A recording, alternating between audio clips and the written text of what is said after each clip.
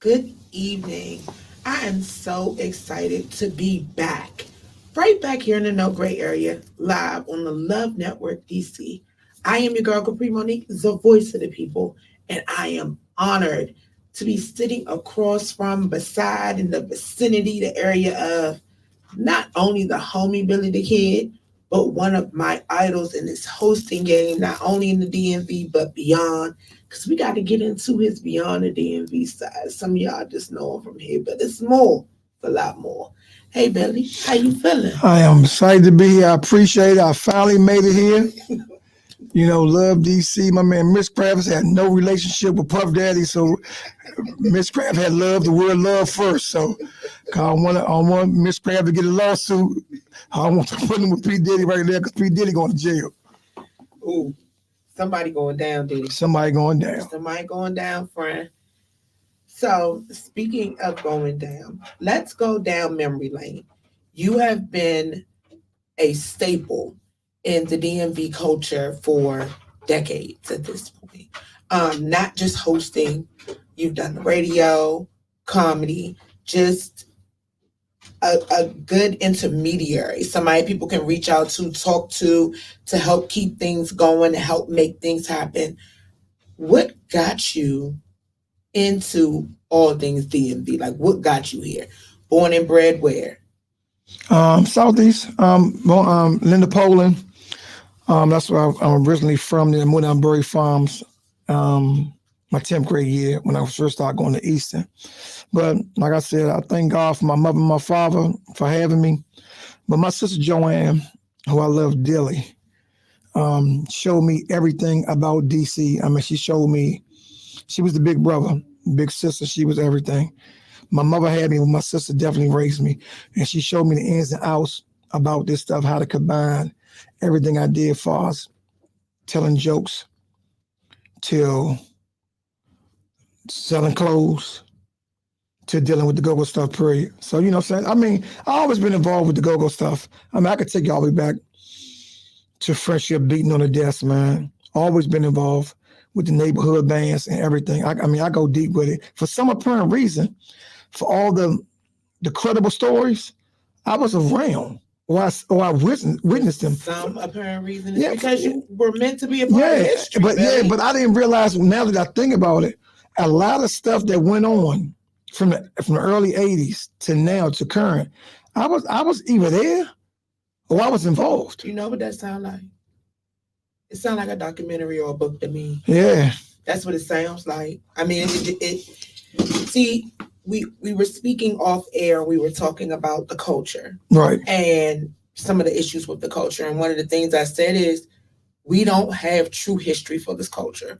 And that's what keeps us from having structure. Because I feel like if we had like actual history, like we had actual tangible things, like not just a Go-Go Live video, but okay, so this is the number of live shows that they had, let's say at the Black Hole, and this was the number of attendees, and this night I like statistics, things that can help us to understand how to change what we have now into what we need it to be for the future.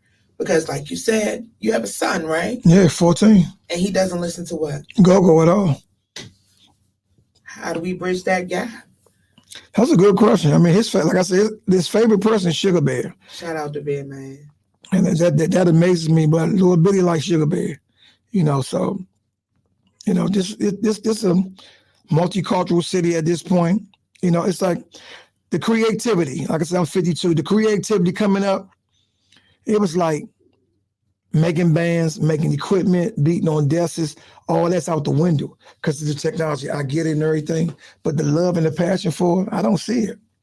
You notice it's less originality, it's more singing, a lot of cover song stuff. You know what I'm saying? That's more why tribute bands. Yeah, way more tribute bands. That's why the elite bands. I mean, for the people I'm not sure the camera. Listen, everywhere. Okay, let me explain to y'all.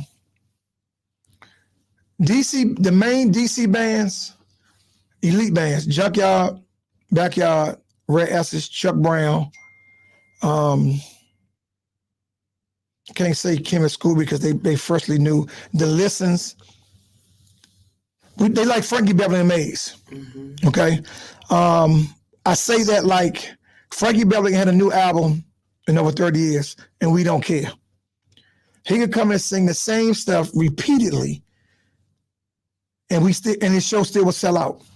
You know what I'm saying? Yeah. It's nostalgia, and it's the quality of which you know you're going to get. Yeah. Like right now, and this is no disrespect to anybody, it's just honesty. It's a lot of hit and miss. Mm-hmm. It's a lot of hit and miss, and it's very expensive hit and miss. The shows aren't getting cheaper. Going out is more expensive. A lot of venues don't have parking. The price of drinks is ridiculous at this point. The price of food is ridiculous at this point. So it's like you go out for the bands that you know are going to give you what you want, and you may want to give a band a chance, but it's like, do I want to risk it? Right. Or do I want to go where I know I'm going to get the quality? That's why I'm mad at the B bands. If they call it whatever they call it, I'm mad at, I'm really upset with them because a lot of the B bands been playing for 20 years. It's no way in hell you supposed to be at the same level.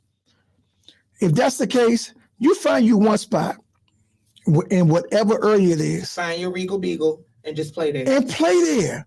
It's impossible. The Metro Club have built that for all the bands, all the major bands. Let's go deep. If y'all want to pick my brain? Let's get it. I can tell y'all this. Junkyard for a stretch of time, Junkyard wasn't popular in DC. You know what Mo did? Mo put them out Virginia, and they became a major band because guess what? Virginia is bigger than DC. Correct. You know what I'm saying? A lot of people know about bands, but don't know about bands. You know what I'm saying? Northeast Groovers. Okay, they call Northeast Groovers. They are from Maryland. Correct. Don't know Northeast niggas go see Northeast.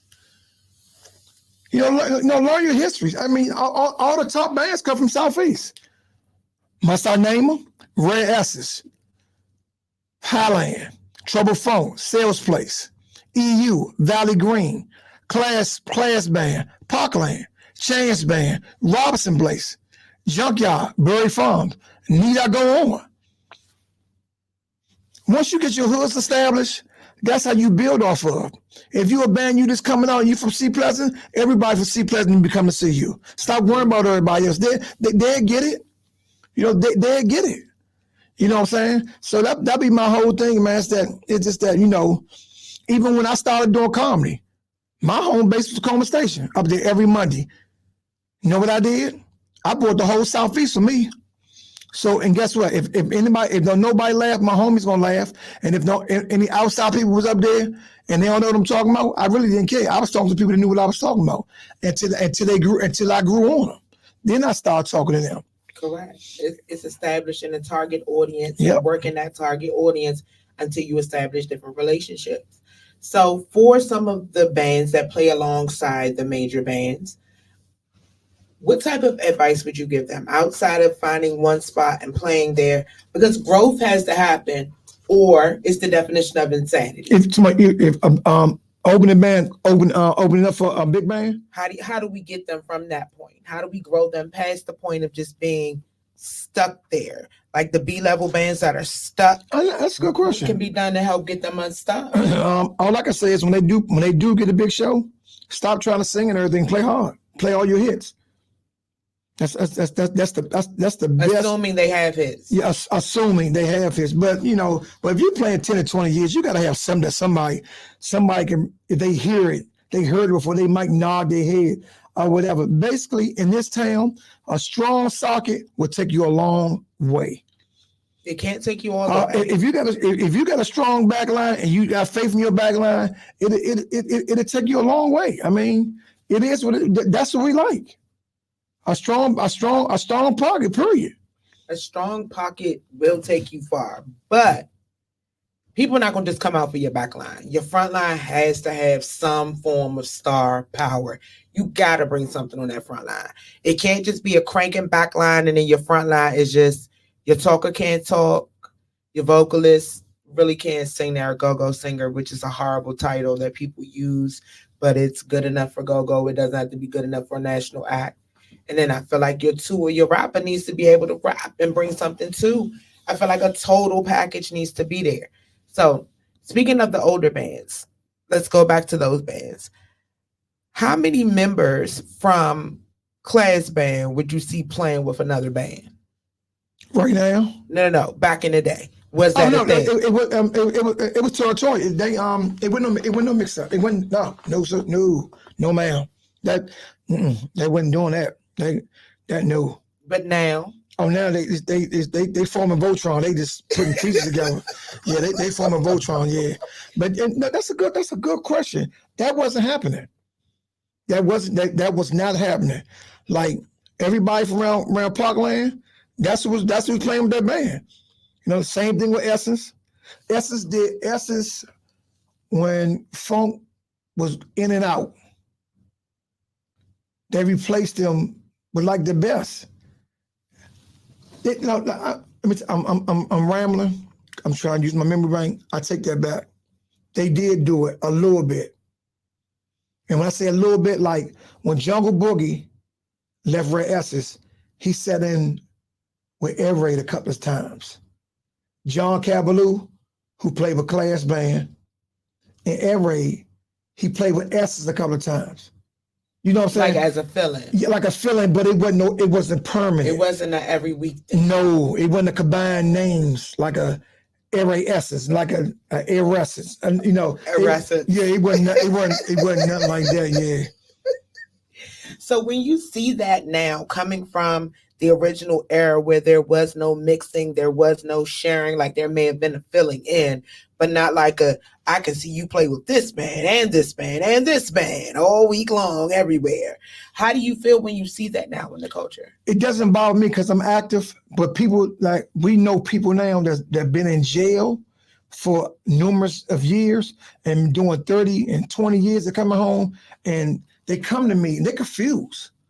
I mean, like I mean, I'm talking about current. Like I have Billy, such and such with such and such. Why Sugar Bear playing with Junkyard? I'm like, what you talking about?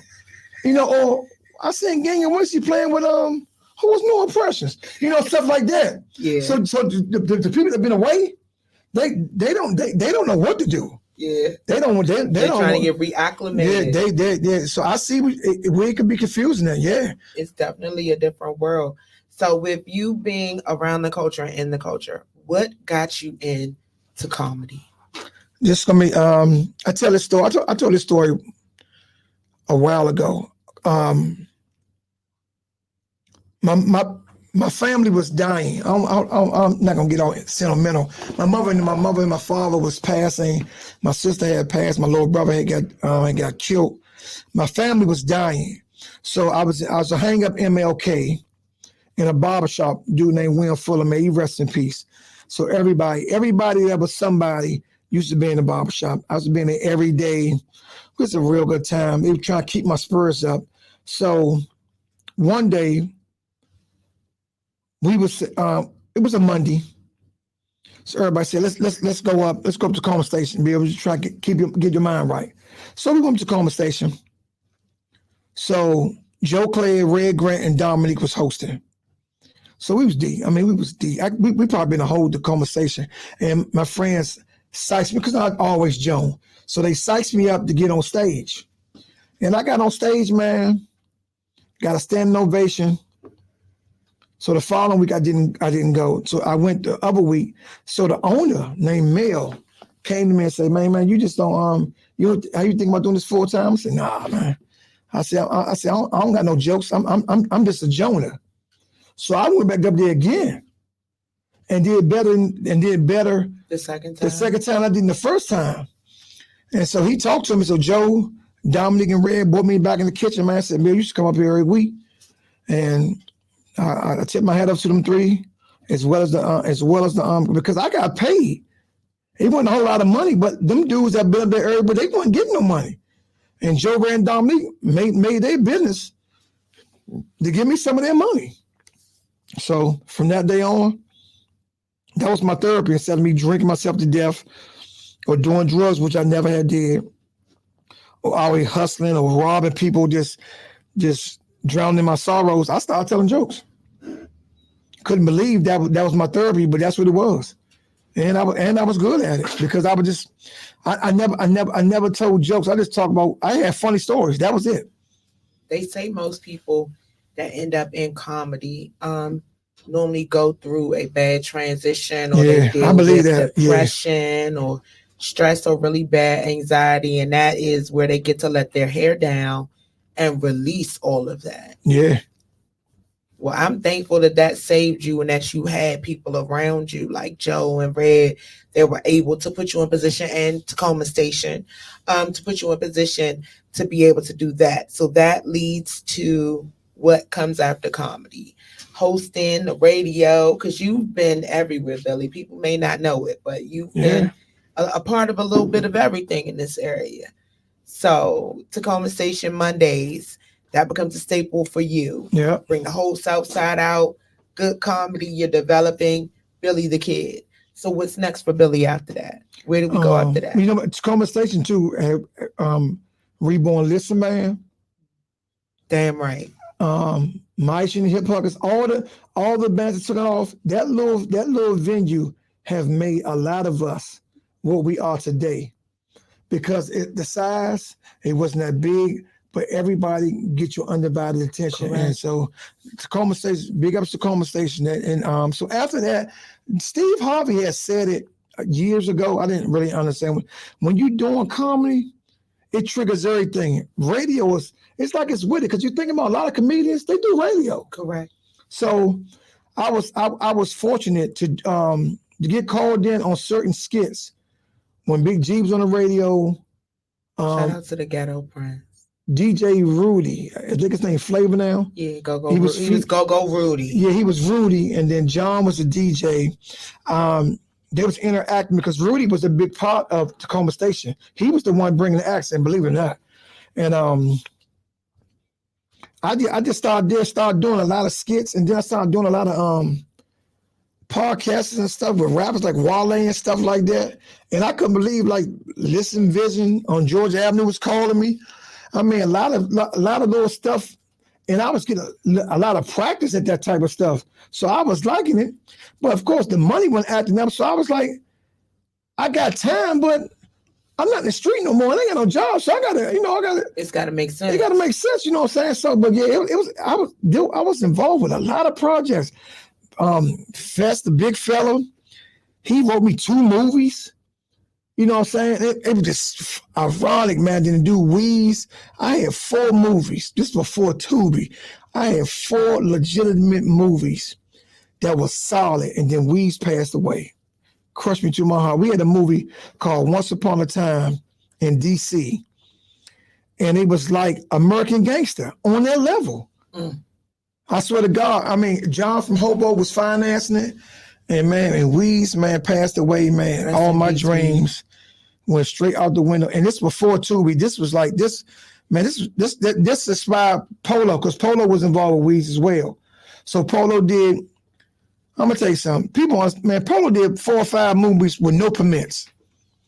And I thought no permits. No permits. I thought it was the funniest thing. Like, somebody got killed for real, he'd get the camera and take the scene, and you can get out of there until they run them away. The ambulance would come past. We used to chase the ambulance, jump out, and see them going on car accidents. Man, I'm telling you, the man, no permit. Man was a genius. And put and chopped it all up and edited it and made it a movie. Man, that was crazy. And every store he worked out of, or every barbershop, we did full flown, like what y'all doing. We took full advantage of this. Like, if Polo store was in this area, we did 8 movies right here. That parking lot was famous. Yeah. No permission. I mean, sometimes you got to go hard. Man, and it was, I swear, the quality wasn't cheap back then. It wasn't no 4K, you know what I'm saying? None of that. But the story, and then what I liked about him, man, rest in peace, I say I love this little dude. He got good narration skills. So he just talked through the movies, and then he was in bed with Antoine, Club Levels. Yes, I remember. 3 levels. I loved Levels. Yeah, and Levels, the way you look at Levels, Twan had Levels looking like a nigga pop, man. It was so beautiful in that jump. Correct, and you could shoot 3 movies on each level. And that's what happened. Yeah. During the daytime, that joint was Tyler Perry, Black Junior. Hollywood. Yes, yes. We were I love that huh? club. I spent so much time in levels. Like, I think the second level was my favorite because that's where the cameraman was right here. Oh yeah. And the band was right there, and the bar was right here. And then right there to the right was the bathrooms, and then you step out. And then it was long. It was It was long. a long hallway. It was long. Yes, Yeah. I loved levels. I don't know. Oh my Capri, God. do you remember Kavaz? I don't. Now this is now. I'm gonna tell you something. This gentleman, I'm not sure where he lives. I might from Chicago. His name is Kavaz. He had the blueprint for everything that's going on right now, and they did not support him. This was visual. When visual wasn't really big, but was big. When I tell you, all these dudes with all this side money ain't had nothing to do with it. If they would have got behind them, able to push them, we would have been on so much high levels right now. It would have been so easy for you to come in. You would have been like an anchor on Fox 5 if the city would have got behind him. And it was hip hop. This one, and you know, hip hop was struggling in DC, and he was. Joe, when I tell you the Tabby Bonets, the big fellas, the Wale's, the people that went the commission, the Garveys, the Pinker Killer Corns, everybody that was. I mean, it was crazy. Because the rappers wasn't the young farmers, Booby and them. It wasn't them but niggas strips. That's all. But they was having beautiful showcases. Kavaz putting everything on TV. He had this I forgot the girl name with her. She wasn't from his pretty hair. She could speak well, and it was all about rap. But he was sneak in. He would pitch and go. He would never forget where he come from. But Go-Go was already standing on his own, but he was trying to get the DC rap thing so much play to the point that he convinced Lavelle, Dr. Lavelle, for to take all the rap groups down Puerto Rico with Backyard Essence, and it was big. It was a mess. Don't get me wrong, it was a mess. But the point that he made because it was a mess, but he took them down there and gave them a platform. You know what I'm saying? And then I liked it because the hoods were supporting their rappers. Yes. I swear to God, believe it wasn't no big venues, but the venues that they was having, they was coming. Do you think we could ever get back to a place where there is actual support? No. You asked me that question? I'm asking you. I'm going to tell you something. I was at Hangers Club, regardless if Hangers had all fat women stripping or whatever. I don't care if somebody got killed right beside me in Hangers or whatever, because somebody did get shot beside me in Black Hole and it didn't close down. That's my point I'm trying to make. Mm-hmm. I did comedy in Hangers for 1 year for free. On a Wednesday, it was nothing going on. From 8 to 11. Wasn't late. I had everybody that everybody wanted and request that I can reach to with my budget to come to perform. You know how big Hangers is. I never packed it out. But my family, my wife, Raul, Coop, different people, but never support. And the worst thing that almost made me out of an angry comedian. When your next show, Bill, and then I tell you, and you don't show up, and then they don't come. That right there used to piss me the fuck off. I don't know if I can cuss. You can do whatever you like. That pissed me the fuck off because I'm like, that's when I realized that this city don't fucking support, Joe. They don't. They don't. I had a fucking free show for a year. Now, if I was sorry, I could say that. I'm not sorry on my worst day, especially not talking about a motherfucker. I'm gonna tell you right now. And the acts was coming in, and believe it or not, to this day, best friend for 35 years. Y'all know him as 32. I know him as David Ellis Sr. I have single-handedly seen 32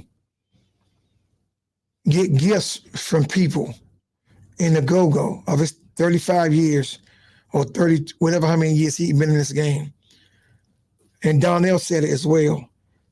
They have made niggas famous. Correct. From display alone. Correct. And then when I started hosting, I picked that up. I have got a lot of fives. What's up, Bill? With money in my hand. And then Big John brought to my attention one time as well. Rocket promoters used to come to me with a flyer, and I wasn't on it. And John say, look me in my face and be like, you on that show? He said, no. I said, don't promote. He said, no, what? I'm not going to say that. Announce that show. And at the end, just add it and put your name on there. So now I'm putting them in the box. Yeah, you gotta add Ed Ray, DC Armory, we got Gogo Lorenzo, Vinny D, Ultimate Tribe, and just add it. Billy the Kid. Give me my deposit. John said, no, you know what? We ain't gonna be facetious. He said, from now on, you can announce it. Just go ahead and announce it. But you know what? If you're not on that show, you add yourself. And if they don't add you, then you don't announce no more.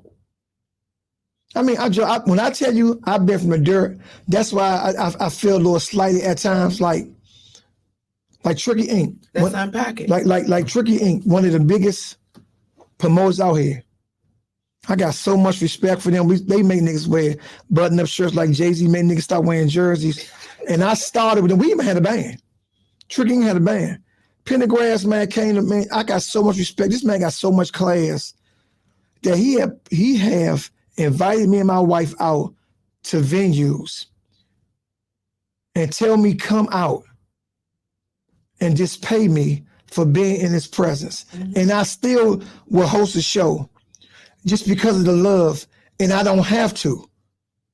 And he still cash at me or give me an envelope for just being there.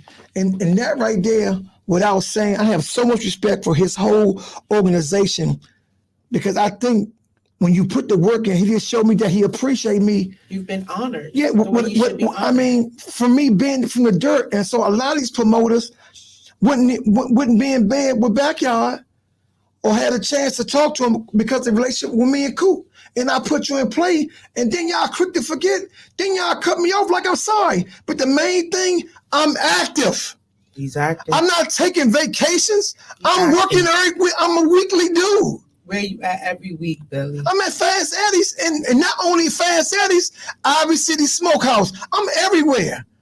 I could be at Restaurant 55 with you if Dwayne didn't allow me to do both shows. But I can't do everything.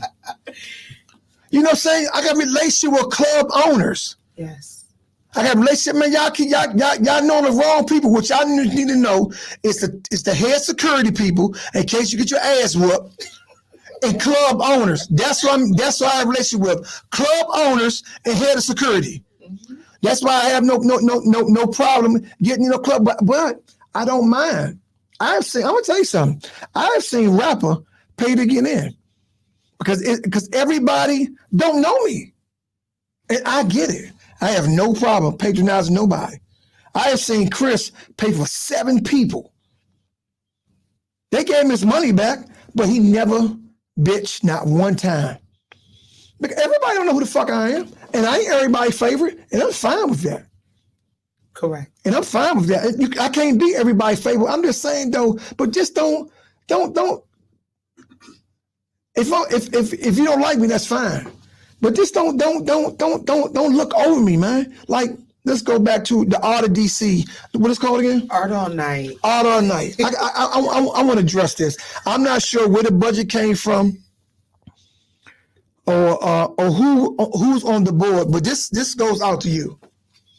For a person like myself that been in this game over 20 years, thank you, Terrence Cooper, Super Coop, my backyard 30-year manager. Now, presently, he managed Top 5. Him in the print shop created this position for me when nobody think about hosting. Nobody. Let's make that sure. Nobody. I have personally got the torch passed over from Tricky Rick to me. Hosting was secondary. My idea in the Go-Go's was to be an announcer. I always like the intros. Storm and Norman gave me a CD of all the intros. Hosting was not even thought about. I like to bring the bands on with the echo stuff because that's my era. I just fell into hosting. And then that's not, I ain't gonna say it was hosted because I was getting paid for talking about niggas. All I was doing was joning. He was roasting. Yeah, and He was Kapri, roasting. the funny thing is, the people used to pay me to talk about them because I was making them famous. Yes. Because for some reason, I thank you God for this gift. It allowed me to talk about people without offending people. Because Without one thing hurting them. I don't want to offend nobody, but I was making these people a part of the show, and they was and believe it or not, shit. Niggas was getting clientele, niggas was getting ass, Correct. women was getting husbands, Correct. niggas was having babies. And then I'm promoting their businesses as well as everything in the club. You're promoting unity. Exactly. You're promoting unity, great energy, great vibes. You're loving on the people in the room. You're bringing attention to people that are the movers and shakers in the room. You're making sure that everybody understands that they are a star in that room. Exactly. Everybody in that room is a star. I don't care what they do outside of that room. They're a star. That's why I'm with the company Go-Go Royalty, because everybody is royalty. Because if you think about it, everybody think they're important in the Go-Go's. Don't nobody want to pay. Everybody got a story. One thing about Go-Go, everybody know what they had on, what they was driving, what they was doing like yesterday. And what they drank. Like yesterday. Mm-hmm. We've been going to Metro Club 20 years plus. We know the grease thing changes. Shout out to Breeze and the hairy chicken legs, man, baby. We sat there. And them drinks and them pitchers that was pre-mixed, baby. I seen Breeze make the tater salad. Didn't put no paprika. I seen Breeze take the fish grease with the chitlin grease and mix all the shit in and drop the collard greens in there, everything, and did not care. And said they had a full meal because it was about having fun, Joe. It was the energy. And it was dangerous. It was more dangerous back then. And it didn't stop us from going. No, it did not. It didn't. Man, they had metal detectors. They had everything. Took your shoes off, get naked, fingerprint, and we still went. We talked about the black hole not long ago. Like, they still owe me $50 for a bra, Billy. It was a brand new bra. My first big girl bra. Like, they took it because it had underwire. But what people don't understand is, like, the older we get, the more you look back on those things, and it's like, damn, like, that was really a real era in the culture. And I don't feel like we'll ever hit that era mark again. I don't feel like... You know what it was? It was fun. It was. Bottom line, it was. 3 letters, it was fun. I'm going to tell you something. I took my kids, I took my kids to the armory. And my kids ain't really, little Billy he was too small. So my older kids. Who was that playing? Reaction was playing. We all sitting there, we chilling. They hear some shit called the choo-choo train, about the train. I don't know what the train is. Kapri, when I tell you the whole, y'all know how big the armory is, right? 1,000 kids got up and ran from wall to wall without fighting. They was having fucking fun. Now, can you imagine me and my kids falling out the chair, running with them, thinking somebody fight or something coming?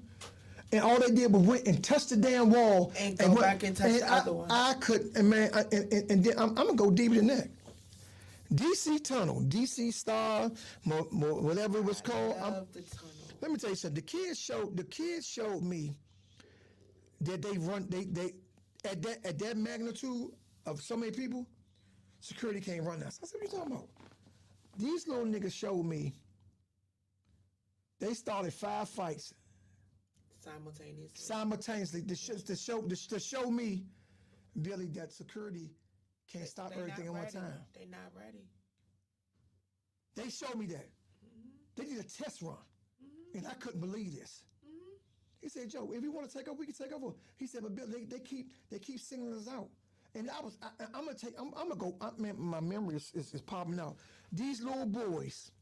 Do you remember the little Muslim boys?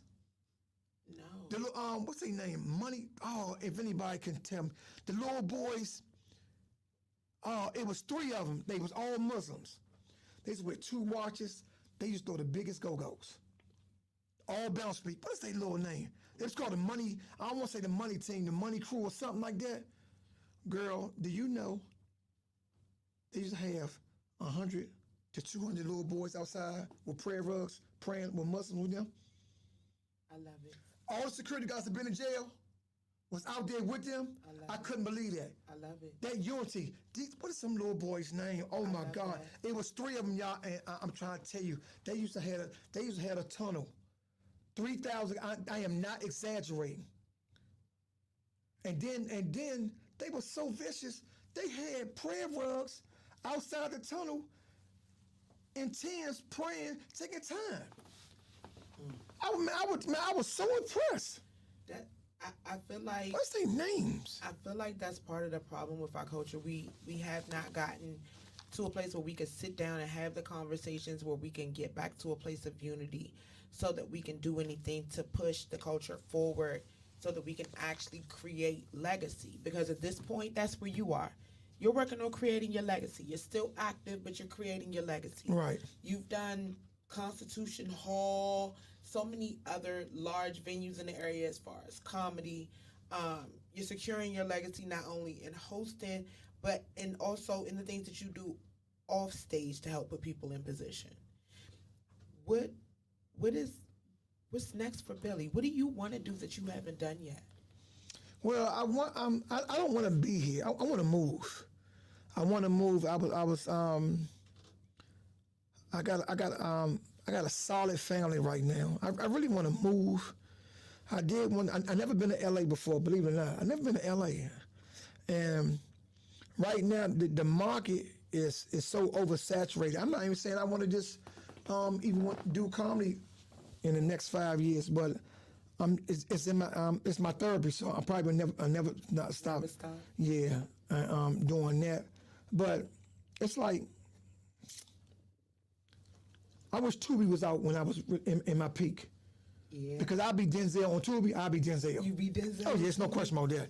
Because I have seen Tubi is the funny thing. Oh my God, man! I love Tubi. I seen a nigga come in with brown pants on and sit down. His pants was black, Blue. same Yeah. sweatpants. And I know they doing the movie on iPhone 15, and that just but the courage of that. Yeah, fearless. Like the dude Murder and the nigga play Biggie. They're my idols right now. Yeah. Cause all their movies is I know the plot to all their movies, but when them niggas playing husbands, police, psychiatrists. They've changed their whole life up on y'all. Don't play with them. They grew up right in front of Them us. niggas wearing skinny jeans. Yes. That's crazy, man. Shaped like the letter V. I just wish I would invest my money when I had it to the right way to do this, because I can't right now. I can't do a government job and try to focus on Hollywood. You can't do both. That's, man, not at my age. I got my sugar under control. I lost a couple of pounds. I'm trying to learn how to control my emotions, and all these new diseases coming out. Now I got sinus. I didn't know I had sinus. And next year it'll be something else. It'll be a toe disease will be out. I don't know. It is so much we just got to focus on, man. But for the most part, I wish, but I got my rock, man, which is my wife. I don't know about everybody else. I'm talking about my wife. That's my best friend, and that's what I do. I'm sorry. As you should. That's where I get my strength from, because if it weren't for her, she is solid. And when I say solid, she intelligent, she a good mother, and she's a creator. If I ever come in with a problem, she ain't God. But she'll put a new item on her baking list just to make it work. And that's a partner, man. I wish I could have married only once. I do, but you're right where God needs you to be yeah, right now. and I believe that. I believe that. I mean, you gotta go through the other things so that you appreciate what it is that He has for you. Yep. So speaking of this culture, I want you to give this culture 3 pieces of advice. First, stay humble. You don't have to hate to get forward. It's a cutthroat business. It don't have to be. Always keep in mind, y'all, that the go-go culture creates jobs. Correct. I know people don't believe that, but I'm letting y'all know right now. If they ever get it right, people will be employed. They won't have to work government jobs, because it's so many job titles in go-go's. Correct. I'm telling you. It just needs to be structured. It properly. need good word. It need to be structured. If they can structure this stuff, and everybody can stop worrying about what the next person making, we would be so successful. And in this culture, and if you are employed in the go-go community, so they say, let me ask you this question: do it comes upon a time as an employee of the go-go community, do you supposed to get a raise? I thought every job you're supposed to get a raise. Do you supposed to be at the same price for 40 and 50 years? And how long do you supposed to play in bands? I know Chuck Brown was 75, which I really think he was 105. But how long do you really supposed to play in a band, man? You know what I'm saying? Do anybody know the age group? I don't. You know, that's a good question. I just want to know. I guess it all depends on your health.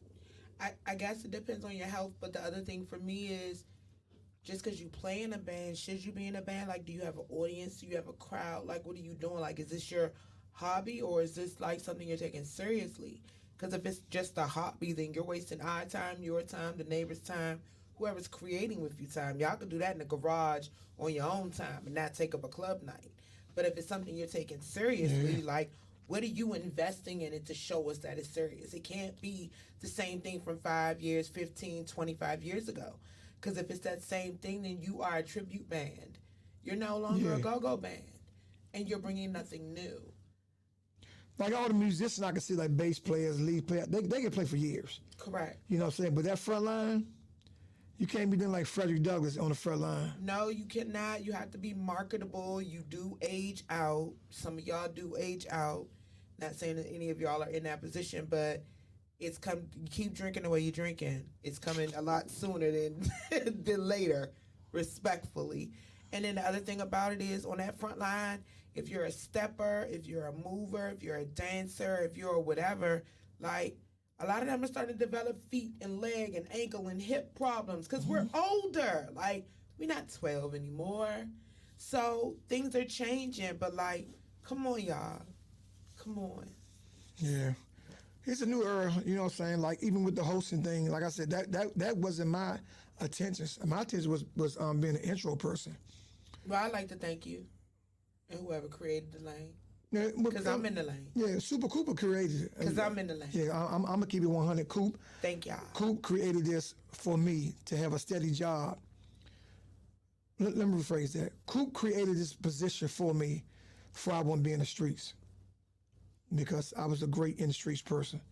I'm not claiming that, but I liked it and I was good at it. That's a place where you were. Yeah, and so he Not where you belong. and I'm glad, yes, and I'm glad he created this position. Man, the 20 for 20s, I'm trying to tell you. I remember those guys. I've been where it really, really counted. I just don't like when people quick to, Trina Boo said this though, people are really quick to forget, Joe.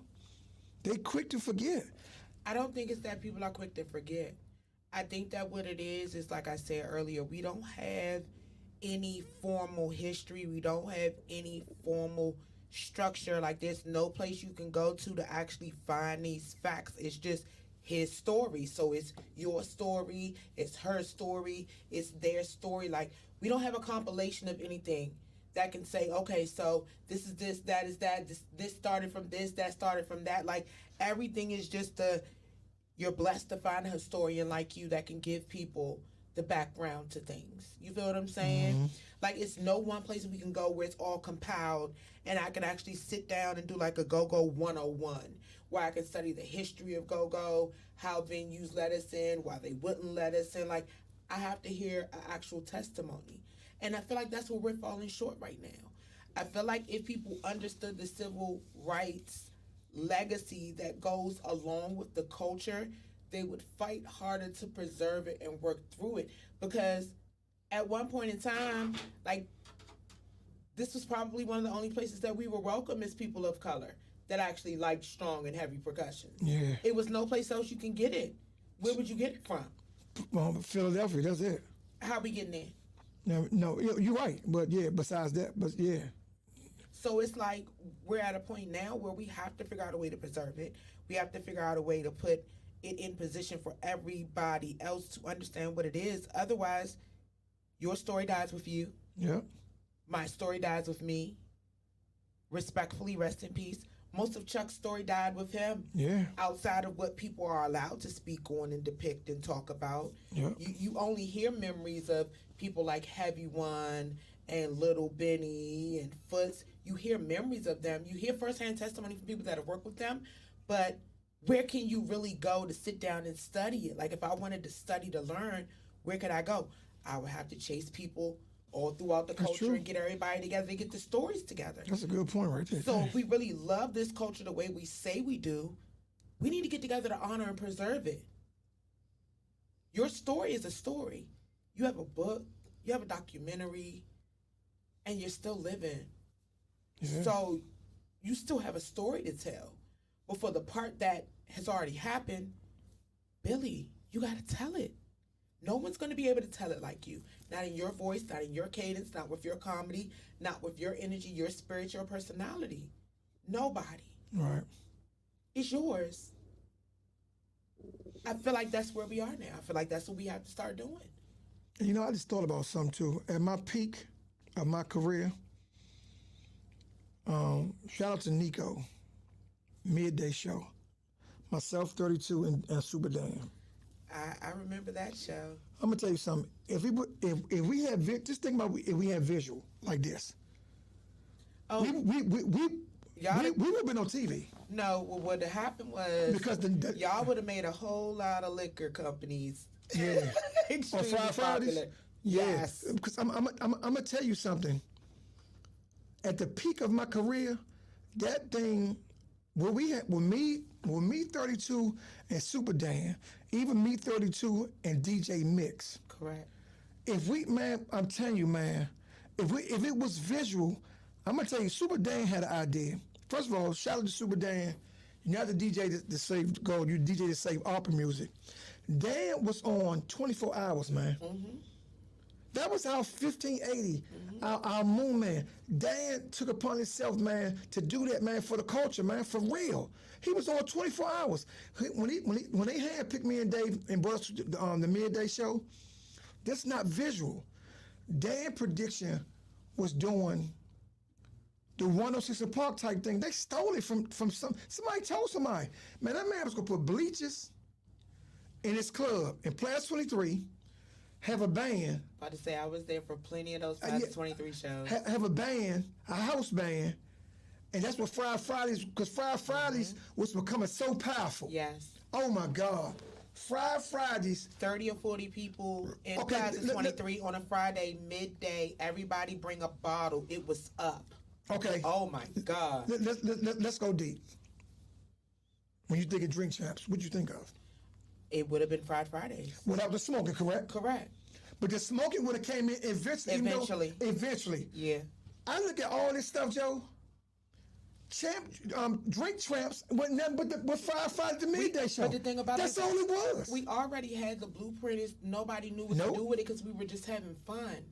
And now that we're in a content-driven world, when we look back at all the things that we left on the table and that we did nothing with, it's like, damn, we could be multimillionaires and maybe this culture wouldn't be stuck right now. Man, I don't know what happened to Nico. I don't know, Nico, what happened. But I'm going to tell you something. Go-Go Radio, from the beginning to the end, the morning show was Rico, E from Opie Tribe, and Donnie Simpson was calling in twice a week on our show. We was the midday show. We had sports stuff. Man, it was so structured, so good. Kid Cannon had the bounce beat, so we covered. Bounce beat radio. We counted. We covered all the Earths.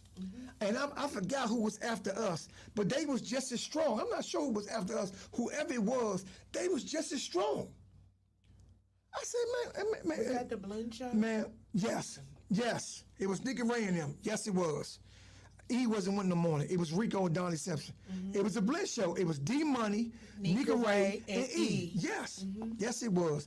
Man, we had it. Man, the projection, man, being on side of buses, the visual supposed to be coming in. it would have been somebody's show would have made it to one of them shows would have made it to a different platform. Would have made it to a radio station. Is what I'm trying to say, and it probably would have been ours. Because we added the dude Tree that was the program director. We was getting real fly with it. He put this young girl in. She knew everything about sports. I was so impressed, man. She was arguing with niggas on the radio. She knew everything. She was shutting niggas down. That was her job. And that was exactly her job. And I was so, and man, I'm telling you, man, but the fried, you're right, Kapri. It was the midday show. Early niggas was calling out. They was coming in with gallons. I'm gonna tell you right now. It was, I swear to God, to the point that we was great, man, super damn. I love you, Slim. I'm mad this didn't work out. I'm mad. Super damn was great. Hired one of his bartenders to come in on Friday early just to make drinks because it got that popular. Oh my God, Friday was become like a go-go. Shout out to Cree Marie. We've spent many a midday at the midday show on Fridays at Plaza 23. Telling you, Joe. And had a great time. He was great. Put them benches in there, and we was gonna make that thing like the 106 in Park. Fridays, our audition, and if we would have got to that level, we would have been unstoppable, Joe. Because all we was lacking, all we was missing, visuals, was the visual. So for the up-and-coming bands, give them some advice. Or the bands that have been stuck in the same place for 20 or 30 years. Some advice. I mean, I'm trying to look at this camera and tell them, only thing I can say is find you a spot of your choosing. So when you come with, they have the ambiance, the parking, and the food and the good drinks, and just make that your home. Make people like Scooby and Listen made us like Sunshine. Ain't nobody like Sunshine. That is the original song written by Scooby and Uno. They made us like Waldorf too. Yeah. The icon. Exactly. Mm-hmm. Because of the fact that they had grind so hard in the city that they was already established that whenever they built the crown. And that's all you have to do is Tacoma Station. That's where it started from. Mm-hmm. A hole in the wall. Find you a hole in the wall with all the ambiance to it and just grind. And see, another thing, it discouraged you, and bands, I know why, like it discouraged me. I did a joint for free, and then the club owners don't want to play fair. If it's free, and you got a little bit of crowd, people coming and eating, drinking, just work with the band until they get where you need to be. I agree. I'm saying, I don't see how dudes out here that's not in the street, or if they not a government G13 and up, go-go's are expensive, and then the clubs are expensive. If you don't come up with a $500 budget, and then you out here tricking, some bill ain't gonna get paid. Something's not gonna get paid. Someone get paid, because go-go's are expensive. And guess what? We, as the go-go community, we are programmed to pay the money. We are. Without blinking. We are. It's been that way for a very long time. I know I done put kids through college. Big shout out to Wally K and anybody that's doing that they have did things out Florida. I have seen people I know ain't got no money, but when they get out Florida, they find a way to get new clothes. Shout out to Rainbow, making $1.5 billion. Shout out to the flea markets with all the niggas wearing all this fake Gucci and motherfucking Hugo Boss shit and fake Air Force One. Y'all motherfuckers, DC, when it's out of town, y'all niggas show out and y'all show up. They be fly. And the clubs be 150, 200, and I don't give a fuck what y'all do. Y'all find that fucking money. They find it. They find it. They be in the trap. And they buy us their tickets early. Ain't no waiting, ain't no cut line. They gonna wait. I'm telling you, we shows out of town. We know how. Joe, I'm telling you, I seen it. We the flyers. Ain't no going to them wet willies. Niggas, I seen it. They go out of town. They go to liquor stores. They buy their own liquor. They on South Beach chilling with their own liquor. You damn right. And they fly. They get hungry. They go to crunchy chicken. And jokes like that, everybody got a McDonald's. They know how. Joe, we know how to finagle. They gonna be flying. They gonna eat. Ain't nobody doing Roost Chris. No, that's for niggas that's getting money. They got their WP. The ones that got their W-2, they held on to that federal check for the DC takeover. But the ones that didn't, I respect you. Y'all look good out of town. Y'all know what to do, Joe. For upcoming comedians, give them some advice because you have been consistently funny my entire damn life. I don't think I've ever seen you not funny, and I know people always expect you to be funny. I don't expect that. I expect you to be you 24/7, 365. If we need to go throw some cans and some rocks or something with that shit too. Right. But for upcoming comedians, I know comedy saved your life and helped get you through a very tumultuous time in your life, a time that could have led in a different direction. Yeah. Can you give them some advice? All I'm saying is, just watch your craft, learn how to read your crowds. I want again for the new comedians, it ain't wrong with studying somebody. I studied Joe Claire, I studied Red Grant, I studied Dominique. I'm real great friends with Skiba. That's like my youngest big brother. I got a good relationship with a little bit of everybody, and I have shown comedians. All the comedians I've did shows with out of town, in town, I have their back. If they play with the money, I'm going to get it for us, and they know what I'm talking about. We on camera, I ain't gonna go into it. I don't know how to backslide. I don't know how to play 50. I'm not everybody's greatest, not everybody first. Respect up to Mike Brooks, Laughing Laney's, everybody that came before me. I respect for them because I learned the business from them. Me personally, I settle too much. If my price is the price, I'm gonna start sticking to it because I don't depend on it to pay my bills. I know what I'm worth. You know what I'm saying? I know what I bring. So if you're gonna be a comedian, if you're gonna ask for a certain price, show them what you're worth. That's it. Study your craft. They got YouTube, man. They got everything. You can Google anything. Yeah. Take some. You ain't gotta steal. Just look at somebody's style and make it to your style. You know, that's what I did. Me personally, I don't know how to tell jokes. I just know how to tell stories and try to make them funny. And when you talk about stuff that people can relate to, you'll never get booed or stirred at. That's the best advice I can give you. Know how to read your crowd. Before I come into an elder crowd, before I start cussing, I will ask them, is it all right if I cuss? And that's a leading joke. And they be, no, go ahead, baby, go ahead, cuss. I'm like, all right, then fuck all that shit, you bitch ass motherfucker. and it loosens the crowd up, but you really don't want to be in nowhere cussing from nobody's mother. Right. You know what I'm saying? Because everybody can't be Bill Cosby and stuff like that. So learning how to read the crowd is like one of the most important things. That's my biggest advice to you. And just learn how to just practice. I practice in the mirror, man.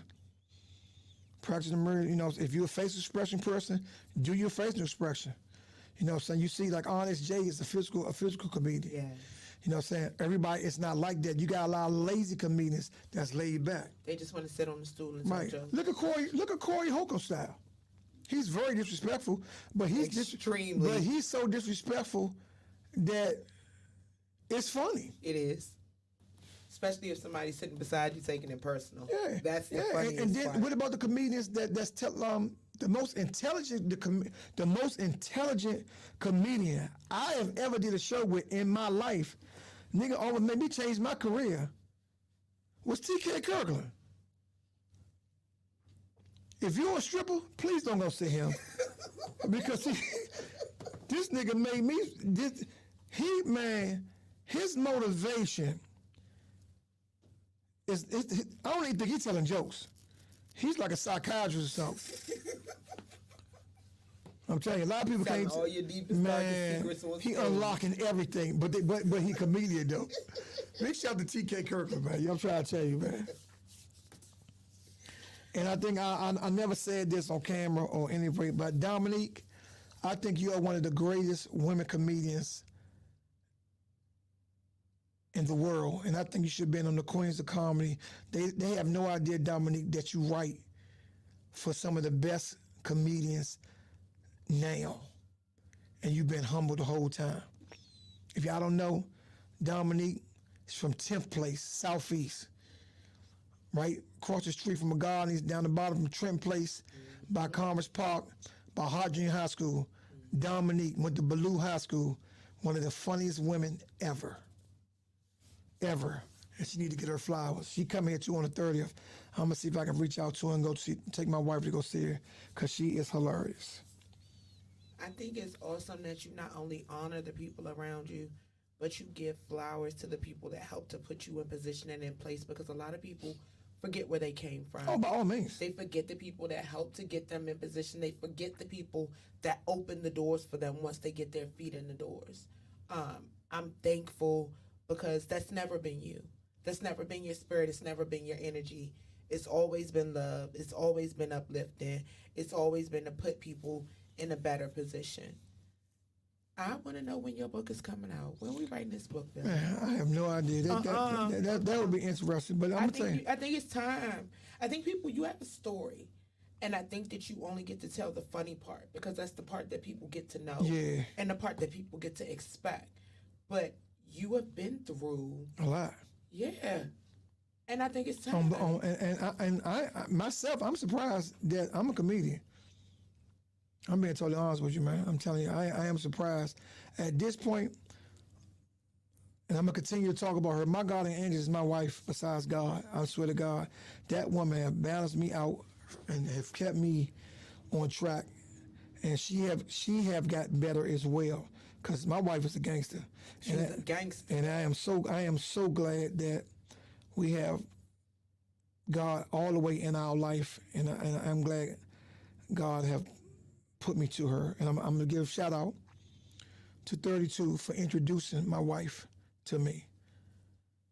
I'm going to give you your props on that. Thank you for introducing Sean to me, because that woman is something else.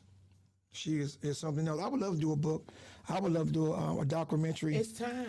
And you know what I'm saying? And the crazy part, everything I'm talking about, anybody can research it, and anybody name I say in the book or a documentary, they gonna take them not lying. I'm not making none of this stuff up.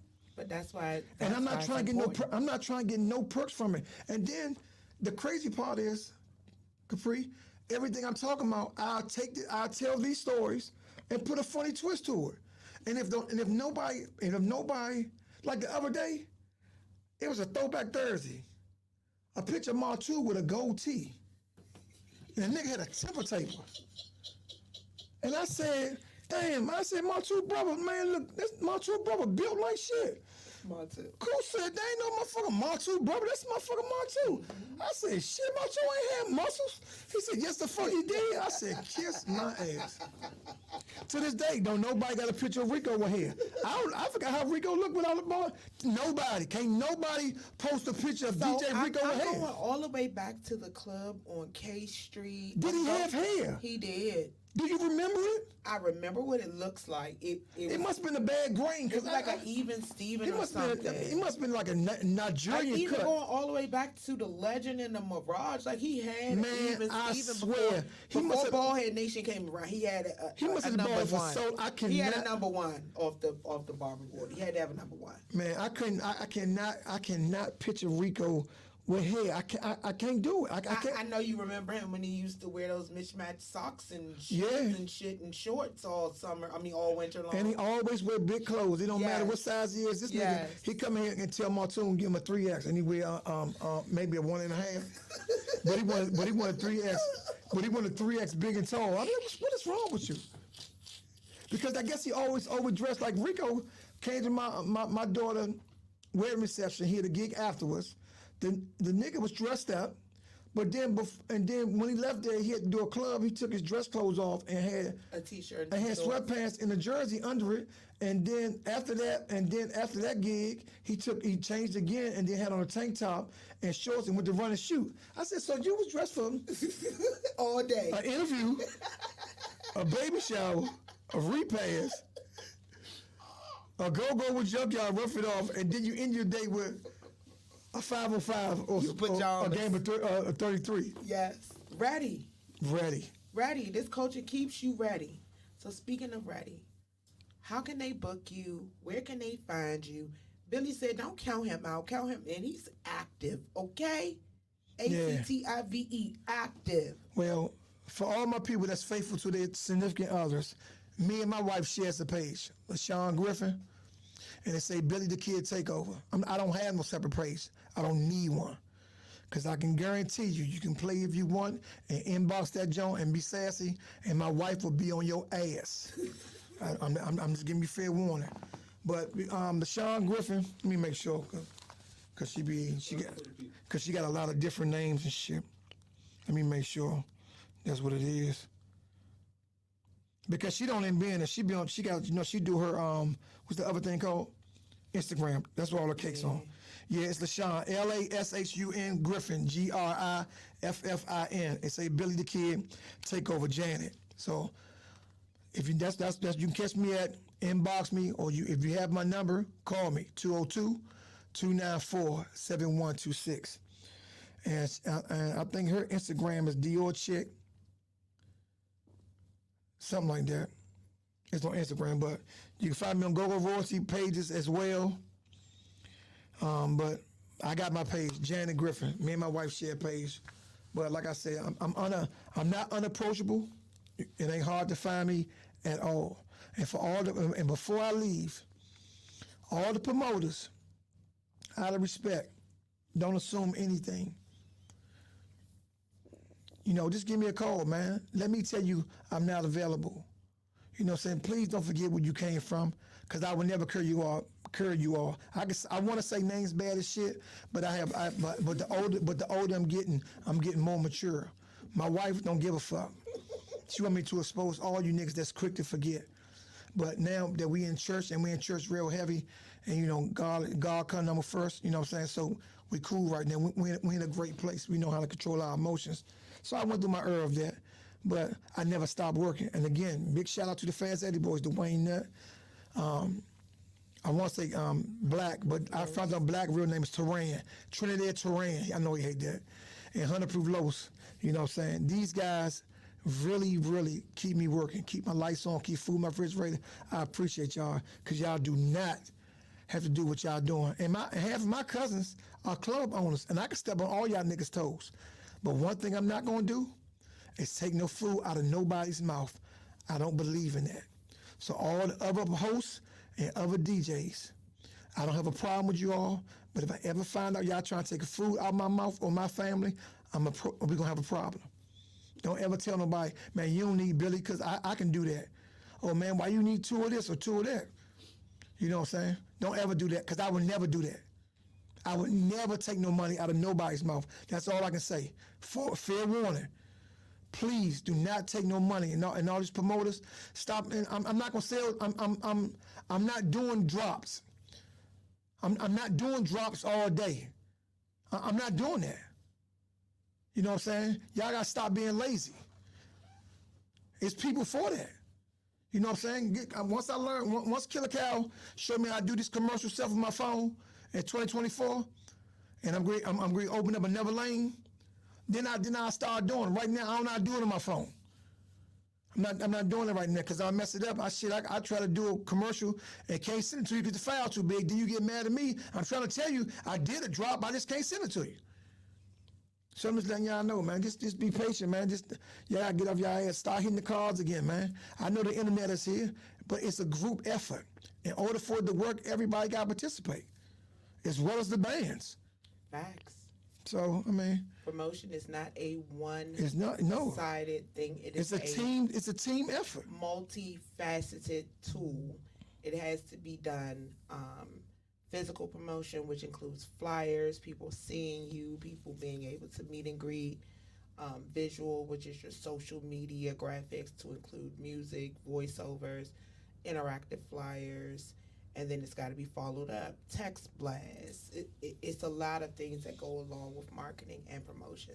Speaking of marketing and promotions, each and every Friday, you can definitely catch Billy the Kid going up the Fast Eddie's way, alongside the good RE. Shout out to 100 Proof, the Fast Eddie's gang, as you stated, Maria, Dwayne Nutt, Los, and Black. Each and every Friday, you can catch him there. Definitely can catch him at Ivy City Smoke. You can catch him anywhere, local, near, or far. You can also catch him associated with the Good Go-Go Royalty. He is the living legend, not only a great host, not only an amazing comedian, he's been an on-air personality. He's done live shows. He is Billy the Kid, ladies and gentlemen. I need y'all to follow him on social media on LaShawn Griffin's page. Don't pop in that inbox acting crazy, okay? Pop in it correctly. If you're looking to book them, you can book them via that inbox as well. Be contract and deposit ready. We not bullshitting. We just ready to get things cracking and cranking and moving on. Like he said, he does all events, bar mitzvahs, baby showers, Cookouts, repasses. Your man just came home from jail. We can talk about that. welcome home parties. Yes, listen, you learn how to make a hookup in the kitchen. Here come host it and do the comedy bit for that too.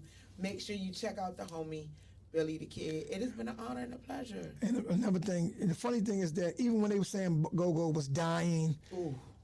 I took both of my skills and made a go-go band, comedy go-go band. Oh, let's talk about Bling Yard before we get up out of here. We got to talk about Bling Yard. So, a lot of people may have thought that you were stepping into the lane of doing a band to get band money. What was the purpose of Bling Yard? Because I got, because like I said, I'm active. So I'm hosting all these shows, so I'm hearing all, damn, it's the same shit. Damn, it's this. Damn, man, go down, this and that. A lot of negative energy. So I figured, if I take some of my comedian friends and family members that was already involved in go-go and make a go-go band once in a yard, always in the yard, just try to make it funny, dress up, but yet crank. And I didn't ask for no promoters. All the Bling Yard shows was done by in-house. My brother Tub Entertainment, shout out to Tub. My first show with Bling Yard was at the Howard Theater. Niggas still ain't made it to the Howard Theater. Correct. We was in major venues, so we took it real serious, and we did a tribute to Junkyard. And Buzz came to me personally and said, "Man, that was good." We used Jason. We had Baker, Demi Doc. They didn't even play with their bands. They played with us, and it was very, very interesting, man, and it was funny. Did a tribute to Big John. We had the Foreman Mill protest going on because we was honoring them, James Funk, and everything. And that's what it was a tribute band to people that all paved the way, and it always been like that. Even for my birthdays, I do 55 comedians and then the band to play. And then we would dress up. We was doing cabarets. We was trying to keep it fun again because the fun had got taken out. It's so business now. Correct. Go-go niggas cost more than Earth, Wind & Fire niggas. How much you want for what? Yeah. Some of the numbers are crazy. They like for a feature. They like Lil Wayne. I want $500,000 for a feature. Wait a minute. It was fun though. We brought fun back for a minute. We brought fun back, and a shout against the Fast 80 boys, man. Them niggas put us on they had put me on. They put Bling Yard on 3 times within 4 years as starter bands. And people came, and believe it or not, we had a crowd to play in front of. And had fun. Had a good time. Man, I reactivated. Man, I took full advantage of Go-Go Live. And at the 930 Club, I went and found Tony Sharp. Instead of having a girl doing ballet, it was us doing ballet. Out of control. Man, it was just creative. Just creative. I mean, and we did tribute. We didn't insult nobody or nothing. And then we had the 18 was our band, which was somebody that I handpicked. I know to know everybody's stuff. Yep, all love. And it's gonna play. It ain't gonna play hard. And play it the right way. Yes. Not just cover it. And man, and I'm gonna tell you, big shout out to Stomp Dog. Even with Bling Yard, that nigga made me practice. You supposed to. A lot of people don't practice. And then Spanky, for some reason, he know everybody parts. You can tell he had a lot of tapes. Spanky know everybody parts, young. In every band, he know everybody parts. All my original members, we had Doughboy, You know, Doughboys did a little thing about my onion I rings. eat onion rings. He was a drummer. Spoon, an active comedian playing congos. Dude named Southview Sean on the front line. We had dirty ass Michael Nathan singing. My cousin Godfather. Godfather was our James Funk for Chance Band. Mm-hmm. Godfather was like that with Chance. Godfather played with Donnell and them. The Bonnet days. I don't know if you was you born? How old was you? It might be a little bit too early. Yeah, but the Bonnet days, it was over by Division Avenue. No. Yeah, this is the go-go when you come in. No. And you come out and everybody laying down because they shooting because Lincoln Heights across the street. Yeah, no. But guess what? The originality from that place alone, Jesus Christ. Like the publicities. Rest in peace, Bob. And all them oh my God, because everybody wanted to be Junkyard. So everybody played hard, Joe. Junkyard was our Earl Red Essex. Man, I can tell you, man, from Southeast, they had Trash Connection, a band called Junk Raid, Total Control. That's the band I played for. Pep Boys, they was Maryland niggas, but east of across, when you go across the line, Colonial Village, that shit like Southeast. I was about to say that's still Southeast. But them niggas and everybody's dream was to play down Cherries. Rest in peace, Cherries. Joe, Cherries was the Constitution Hall. Blue Eyed Durrell, they played like the dude Mo created a band called Physical Wonders. Doctor played for what not familiar faces. Face you know? You know? Doctors wear trench coat and cowboy boots. Man, they used to tear it down. And that's again, ain't nobody like them, but they played every week down Cherries and they made niggas like them. That's what They made niggas like them. It's missing that tenacity. Everybody was Maryland niggas. They ain't like them. We ain't like them down Cherries.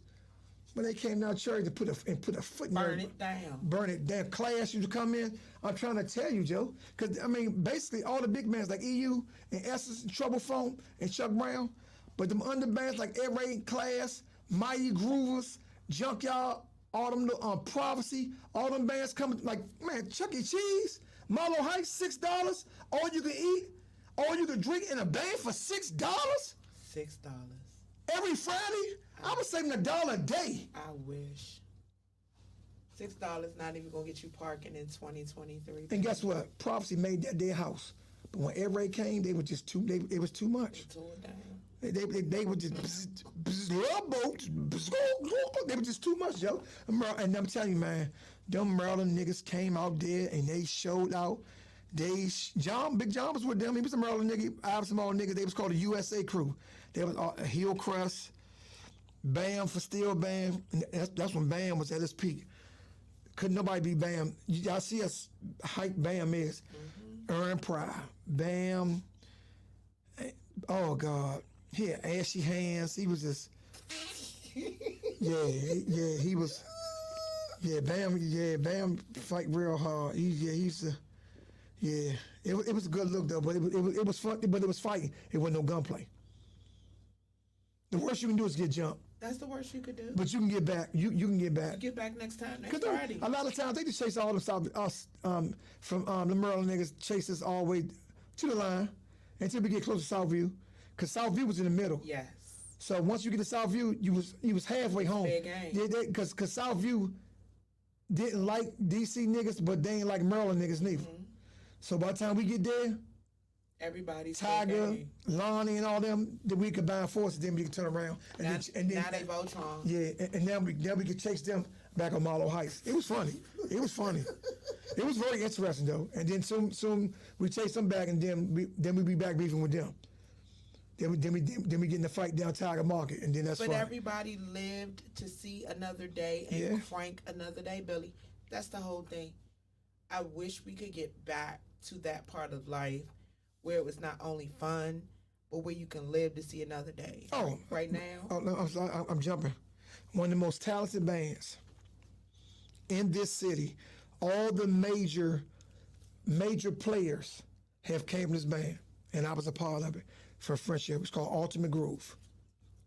I'll let you have that one. Fat Donnell was managing them. And I'm gonna tell you who was a part of this band. Blue Eyed Darrell, Fat Erky, Petey, dude named Melvin, Lil Bruce, Red Stefan. He was the cutest nigga in South. He was the most handsomest nigga in Southeast. Red niggas wouldn't even thought about. It was only two red niggas in Southeast, Gene Pratt and Stefan. If y'all do listen to the documentary about Lil Pop, they came and got Pop for Junkyard and Stefan. Stefan's grandmother just saying he had green eyes and he had waves. He had good waves. You know what I'm saying? Yeah, he had good waves. He was the only red nigga in Passion Mark because he was a red nigga. And the nigga was talented. He knew the go-go scene. Ultimate Groove had the keyboard players dude named Carlos and two other weird Maryland niggas that they ain't had no girlfriends. All they knew was music. When music in school, they was the music people. Footloose Rob, Buggy played. Everybody that's playing with a major band right now came from Ultimate Groove. We had backup everything. We had 3 drummers, 4 Congo players. 3 drummers. Yeah. I'm trying to, but besides this dude named Melvin, may he rest in peace, him and Mo Gentry are the only 2 niggas I really know that got go-go in their heart. Because they 2 disrespectful motherfuckers. We used to practice in both. Mo Gentry stole Red S's equipment and put it in his grandmother house on Highland. She upstairs trying to sleep. We downstairs playing all that shit. She never came downstairs. Same thing with Melvin. Melvin said, this you call go-go. This nigga used to take all the furniture out the living room, put it out front in the grass, and bring all the equipment in. We used to practice and then put it back. What happened if it rained? You know what? He took that chance. I swear to God. He was that much, Joe. He was that much in the go-go, Joe. He played all the percussions. He ended up being the lead talker for Physical Wonders. If anybody in go-go, if anybody says they know Melvin Philbo, that nigga was like that. And Mo Gentry had a documentary. Before I do anything, I want Mo to do his book, and they can do a movie on Mo. Mo Gentry have single-handedly had the longest extension cord from Highland in '82. From Highland Field to his grandmother's house. They had a stitcher cord that run from Highland Field to Mo's grandmother's house, and they plugged it up. They duct taped the Joe went across the grass, across the street, and Essex ran out of power. Mo Gentry has the longest stitcher cord in stitcher cord history. The power went out. They plugged up that green electrical box on Highland Field. They broke into it. They had it. They jumped it. They stole the power and took it to his grandmother's house. And Esther started back playing. This is 1982. Good grief. I was in Highland. I was like in the 5th or 4th grade. Watching them still. And they was cranking. And Pump Blenders was at the top of the skating rink cranking like a motherfucker. And then Ray Esther's man, when the power went out, real bands, and I give up the backyard. Backyard impressed me like shit. A couple of weeks ago, the power went out on Fast Eddie's, and Game kept playing. And I was so impressed. He gave them people their fucking money's worth. Man, Hot Sauce grabbed the sticks, started playing the congos with the sticks. Buggy still was playing like he still was on. They was cranking like shit, and that's how go-go used to be. This system shit wasn't always here. We was beating on tables. Yeah. Buckets. Be creative. Yes. Maxwell House cans. Yeah. All that shit right now, the system is necessity. Yes. We was breaking the cars, taking speakers out, getting plywood, putting speakers in them. That was our speakers. Fisher Price microphones. I've been there since the grind. Right now they are spoiled. Right now you see a system right now. You can make a movie out of a system. Everything's computerized. All electric. I mean, and you make one wrong move. Everything is ran by a 9-volt battery. You dead. So, in closing, I enjoy myself. I want you to say your God bless and good nights. You have honored a number of people throughout this episode, and I think it's beautiful. It's amazing. But I want you to say your God bless and good nights to your people that support you, that push you, that drive you, that keep you going. Of course, your other half, which I know you're going to speak of. Oh, yeah. Yeah. Well, all my day ones, everybody ever supported me and everything. My biggest supporter, which is my wife, Super Cooper grandma, my kids, my grandkids, all my family that's left. Everybody that say they're my friend, I know you're my friend. I thank y'all, you know what I'm saying? Spanky, who I talk to every day. Trey Deuce, all my Go-Go Royalty family, all my old heads. Recently, last probably 6 or 7 years, Cornell. Somebody that's like a father to me, and somebody that I really respect his opinion because he got a lot of guidance and he never stirred me wrong whatsoever.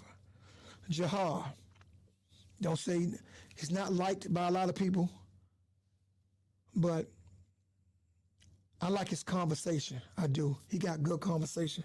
I don't know if it got anything to do with him being a Muslim, but every time I ever talked to him, besides he had a run-in one time, and I never had a run-in with somebody, and we made up the way we made up to the point that he's I call him a friend. I never made up with nobody like that in my life, but I like his conversation.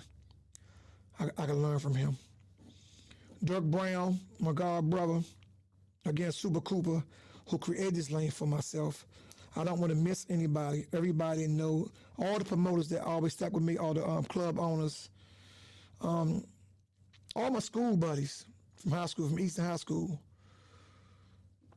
my co-workers that don't play 50, Foxy Rob, big shout out to Foxy Rob, who provided employment for half of this city because he runs one of the biggest organizations in the district government. And Foxy Rob have single-handedly hired people to give them a second chance on life and let them bring food on their table. And he's go-go based. Man almost passed, man had an aneurysm, bounced back, and he still continued to hire people. He still half the go-go that got jobs, Rob have hired them. Shout out to Foxy Rob. Yeah, I can simply say that. But again, keep in mind, y'all, this go-go stuff create jobs. I'm telling you, man, it creates jobs. I understand y'all want to control it. Big shout out to Montoon and Miss Kapri for taking the word go-go and taking it to a whole nother level. It was just a word. He made it out of adventure. He made us like this. Everybody like the word go-go, more or less. He put a logo to it. And again, he added love, which is a hard word to hate on. And he's had no association with P. Diddy. Let me keep that in mind. Montoon had the glove word love first. So let's keep that in mind. But I commend you on that, of taking this whole situation and making it how expanding. You don't just do clothes. Now you with the culture. If it wasn't for your footage, a lot of these people wouldn't know what go-go is. I'm being totally honest with you. They look forward to the events to see what you got, because you like me, you're active. Mm-hmm. A lot of people now depend on that. They don't go out no more. They're afraid. They old. They got health reasons. Do you know that social media stuff, man, keep them linked of what's going on? Mm-hmm. Believe it or not, this podcast might save somebody's life. I don't know. We hope so. And I hope it opened up all everybody that got a problem with me. I don't have a problem with you. All the promoters, you don't have to like me. I'm fine with that. I'm still gonna pray for you. And everything on above, everything I do. But what I'm not gonna stand by and be quiet on, I'm not gonna sit here and be active and y'all do anything dealing with go-go or comedy, and I'm not involved. Oh yeah, I'm gonna have a problem with that. Then y'all know, to whoever, all this comedy cranking comedy and laugh and take a bath and all that shit. Fuck, you gonna have anything dealing with comedy and go-go and don't involve me. Shit, let me work the door. I ain't gotta tell jokes. I ain't got a host. I just want to be involved. If Marsu, if you got a motherfucking stand, I'm working for you that day. I'm gonna be involved. They not gonna keep this their last time doing something on that level without involving me. And then the comedian niggas called me and asked me, what should I do? What you mean? I have relationship with the go-go people. I'm active. Key word, I'm active. Y'all heard of me active? Y'all not, what part y'all don't understand? Don't think you want to overlook. Do y'all get it? I'm active. That's all. You heard it here. Shout out to the homie Billy the Kid. Definitely shout out to each and every one of y'all. Thank y'all for stepping on in to No Gray Area right here on the Love Network DC. Make sure you like, subscribe, share, and follow. I need y'all to do me a favor. I need y'all to follow LaShawn Griffin. That's the page, the Billy the Kid Takeover page. I need you to follow him on all social media platforms. Catch him each and every Friday at Fast Eddie's And Saturday, because they've been doing back to back shows. Oh, and Saturday. Yeah, and Saturdays. Camp Springs, Fast Eddie's Camp Springs, Maryland. Make sure you pull up, pop out, have a good time. Man, catch some laughs. And keep in mind, y'all, at Fast Eddie's, for the past 5 years, it ain't been no shootings. Have y'all noticed that? Nope. I'm just bringing to y'all attention. I'm just saying, I mean, safety's first. And for the past 5 years, it's been quiet. And that's tough considering all the clubs around it have been shut down. And that's the only club, really, big club in that area. So commend security staff and whoever watching over Fast Eddie's, God, thank you, whatever, or whoever they worship. The last fast, knock on wood, because the past 5 years, it ain't been nothing major happening. Ain't nobody got carjacked, thank God, or shot on Suitland Parkway or on the Beltway, or whatever the case may be. I mean, believe it or not. So, I mean, they always bash and go. Did y'all ever think about the good points like that? We always big up violent free nights. Let's stay safe out in these streets. Let's catch a cranking ass beat. Y'all tell a friend to slide on in. Not only to the No Gray Area, but to all things Billy the Kid, all things Love DC Go, all things Love Network DC, and of course, all things from the VOTP. It's your girl Kapri, Monique, the voice of the people. We out.